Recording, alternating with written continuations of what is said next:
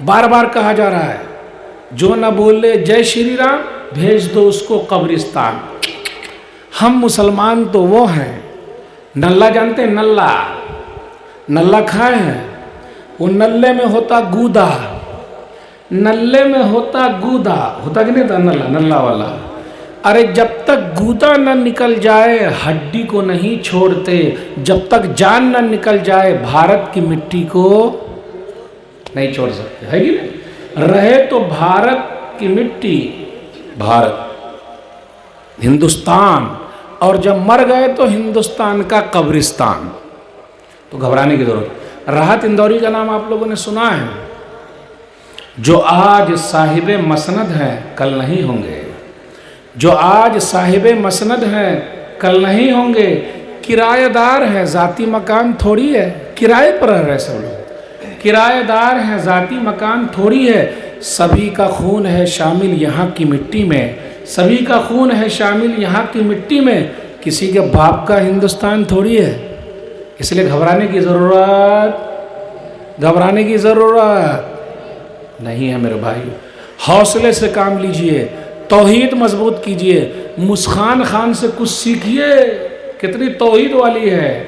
پیارے نبی صلی اللہ علیہ وسلم کہ اس حوصلے کو بھی یاد کیجئے، کس طریقے سے نبی صلی اللہ علیہ وسلم کے سامنے جب دشمن آیا تھا تلوار لے کر تو کیا کہا تھا؟ مسرد احمد وہ آیا اور کہا غورث بن حارث میں یمنعک منی، کون ہے جو بچائے گا؟ تو نبی صلی اللہ علیہ وسلم نے فرمایا اللہ۔ اس لڑکی نے بھی کہا اللہ اکبر، دیکھا آپ نے؟ تو تلوار گر گئی، اب نبی صلی اللہ علیہ وسلم نے اٹھا لیا، کہا کون بچائے گا؟ تو وہ تو اللہ کو مانتا نہیں تھا، اس نے کہا کن کا خیر آخذن، یعنی آپ ہی بچانے والے ہیں۔ پیارے نبی صلی اللہ علیہ وسلم نے فرمایا اسلام قبول کرتے ہو؟ اس نے کہا نہیں۔ نبی صلی اللہ علیہ وسلم نے چھوڑ دیا۔ آپ غور کیجئے، اسلام محبت سے پھیلا ہے، اسلام محبت سے پھیلا ہے، اسلام تلوار سے نہیں پھیلا۔ جب وہ اپنے آدمی کے پاس گیا تو کہا قد جئتکم من عند خیر الناس، میں تم لوگوں میں سب سے بہتر انسان سے مل کے آیا ہوں۔ میرے بھائیو اپنا اخلاق اچھا بناؤ، آج کا جو دور ہے اخلاق اچھا بناؤ، غیر مسلموں سے ملو، ان سے جا کے باتیں کرو، اپنی مسجدیں کھولو، اپنے جلسے میں ان کو بلاؤ، قرآن کی باتیں ان کو بتاؤ، حدیث کی باتیں بتاؤ۔ آج جب تک ہم اور آپ نہیں بتائیں گے مسئلہ گڑبڑ ہو جائے گا۔ گودی میڈیا، دلال میڈیا، جتنی میڈیا ہے سب کو بلانے کا اور پڑھے لکھے لوگوں کو لے کے جانے کا، وہاں کوئی بھی بات کر رہا ہے۔ اس سے یہ پتہ چلا فتنے کے دور میں علماء سے جڑ کے رہنا بہت ضروری ہے۔ یہ سب فتنے کا دور ہے، ہر آدمی بول رہا ہے، اور کہا جائے، میری اردو ذرا خراب ہے، بہت لو لیول کی ہے۔ ہمارے یہاں کا بچہ مفتی سے چھوٹا پیدا ہوتا ہی نہیں، مفتی بن کے پیدا ہوتا ہے۔ جتنا بچہ ہوتے ہی مفتی صاحب، السلام علیکم مفتی صاحب، السلام علیکم مفتی صاحب، مفتی صاحب۔ تو جب مفتی بن کے پیدا ہوگا تو مولی صاحب کا کیا ہوگا؟ جو 8 سال تک چٹائی کو گھیسے ہیں، رگڑے ہیں چٹائی کو، ان کا کیا ہوگا؟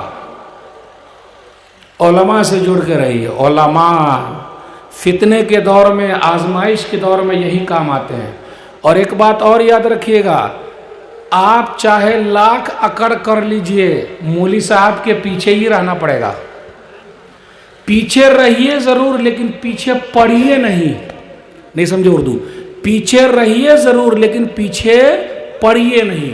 آج کل لوگ مولانا لوگوں کو پوجتے تو ہیں لیکن پوچھتے نہیں ہیں کہ مولانا صاحب کیسا چل رہا ہے۔ پیچھے رہیے لیکن پیچھے پڑھیے نہیں۔ آ رہی نا اردو سمجھ میں؟ کیسے؟ جب تک ہم اور آپ زندہ ہیں مولوی صاحب کے پیچھے ہی رہنا پڑے گا، لیکن جس دن مریں گے اس دن آگے آ جائیں گے۔ آ رہی بات سمجھ میں؟ نماز میں پیچھے، لیکن جنازے کی نماز میں مردہ آگے ہو جاتا ہے۔ تو جب تک مریے گا نہیں مولوی صاحب سے آگے آئیے گا نہیں۔ لوگوں سے کہا جاتا ہے کہ ارے بھائی اپنے بچوں کو مولوی بنائیے، تو لوگ بولتے ہیں ارے کہاں سے کھائے گا، اور پھر آپس میں سب بولتے رہتے دیکھو نا مولوی صاحب کا پیٹ کتنا نکلا ہے، کھا کھا کے نکالے ہوئے ہیں۔ ارے جب مولوی صاحب جہاں سے کھا رہے ہیں وہاں سے آپ کا بچوا بھی کھائے گا بھائی۔ اور الحمدللہ مولوی صاحب کو بہت کچھ کھانے کو ملتا ہے کہ نہیں ملتا؟ آج کل لوگ مذاق اڑاتے ہیں، سرکاری نوکری والے اور مولوی صاحب آپ کی تنخواہ ہے 5,000، میری سیلری میری تنخواہ ہے 50,000، آپ کے 5 میں بڑی برکت ہے، میرے 50 میں برکت ہے یہ نہیں ہے۔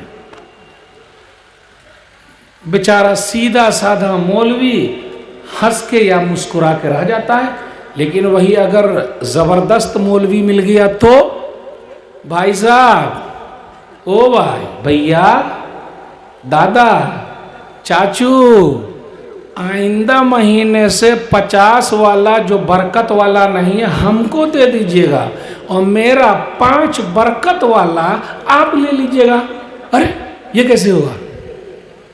تیار ہیں آپ لوگ بدلنے کے لیے؟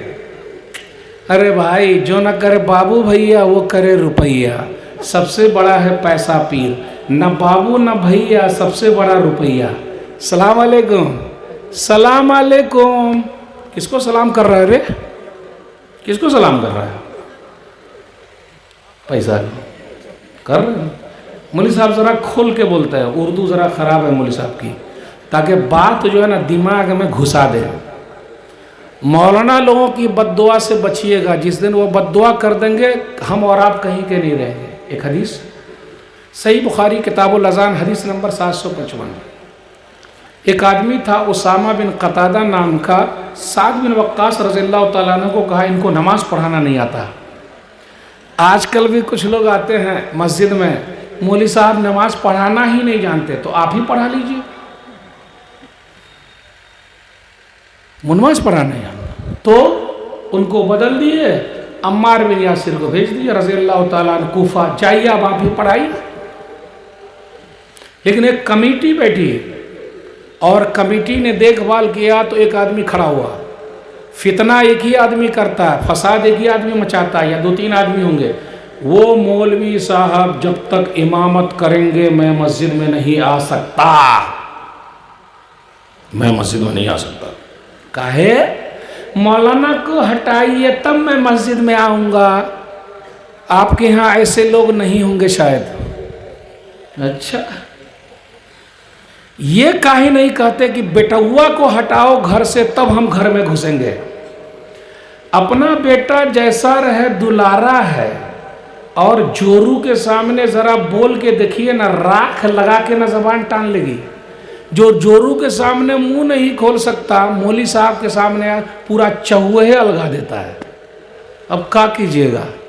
بیچارہ مولوی امام صاحب جتنے مصلی اتنے متولی، جتنا مصلی مطلب نماز پڑھنے والا، اتنے متولی صاحب ہے۔ ارے امام صاحب کاہے لیٹ آئے؟ یہ لائٹ کاہے چالو ہے؟ پنکھا کاہے چل رہا ہے؟ رے بھائی مولوی صاحب ہمارا غلام ہے کا؟